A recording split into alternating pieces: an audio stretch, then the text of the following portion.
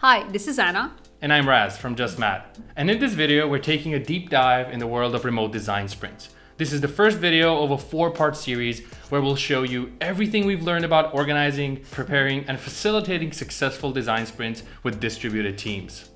We'll talk about tools, common mistakes, and we will provide you with a library of resources you can use out of the box. Let's go.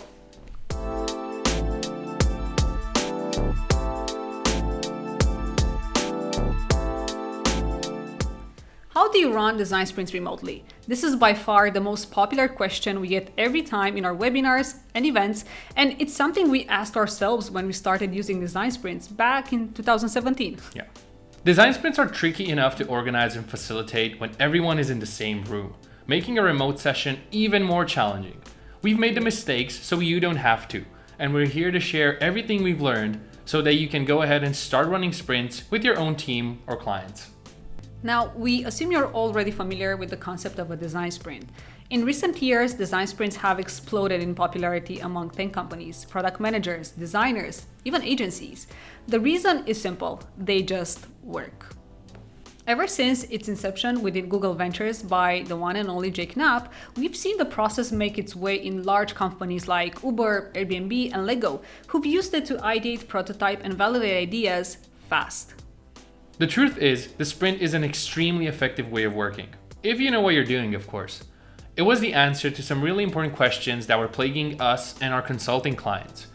These questions go from the realm of, how can we get from an idea to a validated prototype faster? Or how can we make sure we're designing the right thing before spending a lot of money building it and pouring resources into development? And finally, how can we make more confident product decisions?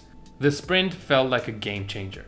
We became huge fans of all of the benefits that they have to bring, but we were working with so many remote clients, and the sprint was originally conceived as an in-person process.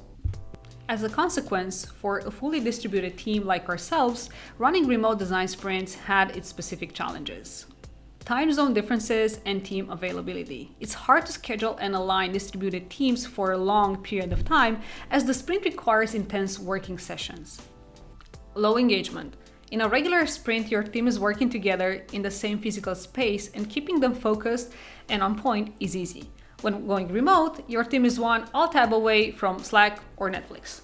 Tech-related issues. A sloppy internet connection, low battery AirPods, an unreliable microphone can hijack your remote session. Ineffective collaboration. In a sprint room, you have the whiteboard as your single workspace. Remotely, things can get messy quicker than you can say sticky note. Over the last 3 years, we've been iterating and fiddling around with various techniques to transition the design sprint and make it achievable in remote environments. This is how we made it. We actually broke the sprint. Let's see exactly what we mean by that. We're working with the 4-day version of the design sprint, and in a regular in-person sprint, you'd have a bunch of people collaborating and doing exercises together based on the following schedule. Monday and Tuesday are both workshop days, where your team goes through various exercises for a whole workday, filling up whiteboards and drowning in sticky notes. These 2 days are the most intense and require the most work to organize and facilitate. All team members need to clear their schedules and stay together for a fairly long period of time, which can lead to fatigue. Then, your prototyping team will take over on Wednesday to turn your ideas into something testable, and then we end with Thursday, where you test and learn to validate your ideas. If we zoom in a little bit, this is how the exercises look like when broken down.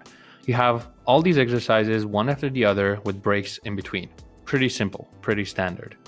While this format works great for in-person sessions, some adjustments needed to be made in order to fit this for distributed teams. After many iterations and truthfully a few mistakes, we found the winning solution. We broke the sprint, but in a good way. The updated remote version of the design sprint features a combination of synchronous and asynchronous sessions, which allow for better flexibility, as shown in the next slides. So if you look back at our exercise breakdown, let's see a simulation of how we've reorganized these exercises to fit a remote team. As you can see here, I'm going to walk you through every bit. What we've done is we've taken the exercises and grouped them in multiple sessions, online and offline. So if we look at day 1 of the sprint, we have the expert talks, how my we's, the voting, long-term goal, and sprint questions in one online session, followed by a break. Then we have another online sessions for drawing the map and lightning demos, one more break, and then concept sketching, which is offline.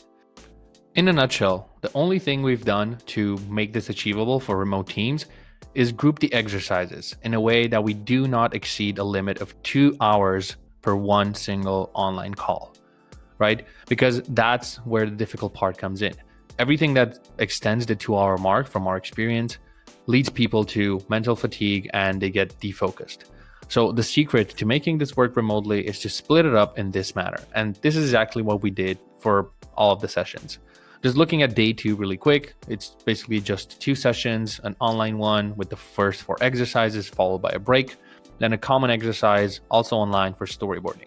Now, day 3 and 4, which is prototyping and user testing, are a little bit special because in prototyping, it depends whether your prototype will be designed by a remote team or you might do it in-house with your in-person designers if that's the case. And same goes for user testing. You're going to decide whether you're going to do it online with a tool like usertesting.com or run them in person. That's totally up to you. Notice how we didn't use Monday or Tuesday to label the days.